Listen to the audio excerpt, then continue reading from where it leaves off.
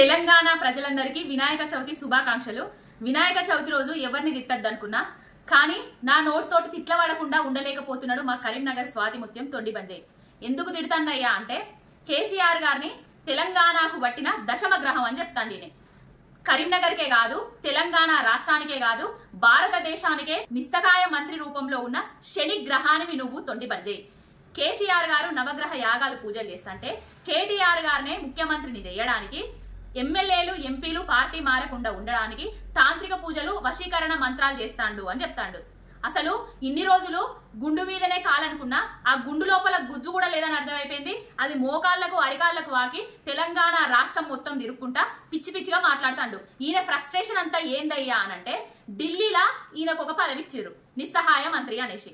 ఆ శాఖకు పోయి కూసుంటే ఎవ్వరు ఫైల్ తీసుకొచ్చినా ఏం అర్థం కాక ఏ క్యా హే ఓ క్యా హే ఏ బాధమే అని అంటాడట. డ్రి హిందీ ఇంగ్లీష్ తుర్రి కదా, అందుకే అసలు మాటలు మాట్లాడతాడట. ఇంకొకటి మోడీ గారు, మీరు ఈయనను నిస్సహాయ మంత్రి అనే మంత్రిత్వ శాఖ నుంచి తక్షణమే తొలగించి తాంత్రిక విద్యలు వశీకరణ మంత్రాలు అనే మంత్రిత్వ శాఖను క్రియేట్ చేసి ఈయనను మంత్రిగా చేయాలి అని కోరుకుంటాను. ఎందుకంటానయ్యా అంటే కరీంనగర్ లో మొదటిసారిగా ఎంపీగా గెలిచిన తర్వాత ఏమన్నాడయ్యా అంటే నల్ల పిల్లులు క్షుద్ర పూజలు అనేసి 5 సంవత్సరాలు తిరుక్కుంటూనే ఉన్నాడు. రూపాయి కూడా తీసుకురాలేదు కరీంనగర్ కు.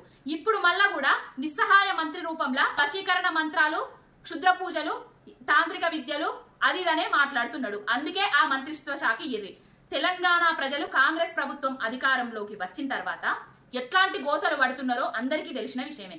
వరదలు వచ్చి కొట్టుకపోయినా వీళ్ళకి సంబంధం లేదు, రైతులకు రైతు బంధు రాకపోయినా వీళ్ళకి సంబంధం లేదు, రైతు రుణమాఫీ కాకపోయినా సంబంధం లేదు, గురుకుల విద్యార్థులు రోజున విడ్డ పడ్డా కూడా వీళ్ళకి సంబంధం లేదు. అసలు ఈ సమస్యలన్నీ పట్టాయి అన్నట్టుగా కొత్త సమస్యలను క్రియేట్ చేసుకుంటా డోములు కూలుస్తా అది ఇదని తిరుగుతాండు.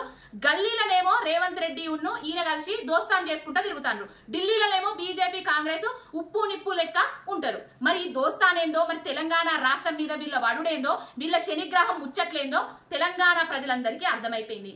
ఇప్పటికైనా నీ తొండి మాటలు, ఈ తొండి ముచ్చట్లు బంద్ చేసి తెలంగాణ ప్రజలకు అక్కడికచ్చే మాటలు మాట్లాడు. నీకు చేతనైన సహాయం చెయ్యి, లేకపోతే కేంద్రం నుంచి కొన్ని నిధులు తీసుకొచ్చి తెలంగాణను బాగు చెయ్యి. కేసీఆర్ గారిని తిట్టడమే పరమావధిగా పెట్టుకుంటున్నావు నువ్వు. ఇప్పటికైనా కేసీఆర్ గారిని తిట్టడం బంద్ చెయ్యి. ఇప్పటికీ కూడా కేసీఆర్ గారిని ముఖ్యమంత్రి అనుకుంటాను, రేవంత్ రెడ్డిని ముఖ్యమంత్రి అనుకుంటలేవు. ఇప్పుడు కాంగ్రెస్ ప్రభుత్వం వచ్చింది అధికారంలో, రైతుల గోసపడుతున్నారు, ప్రజలందరూ గోసపడుతున్నారు. వాళ్ళ గోసల గురించి మాట్లాడు ప్రతిపక్ష నాయకుడిగా, ప్రతిపక్ష హోదాలో ఉండి. కానీ ఈ చిల్లర రాజకీయాలు, ఈ చిల్లర వాక్యలు బంద్ చేయి. బండి సంజయ్ తొండి బంద్ చేయి.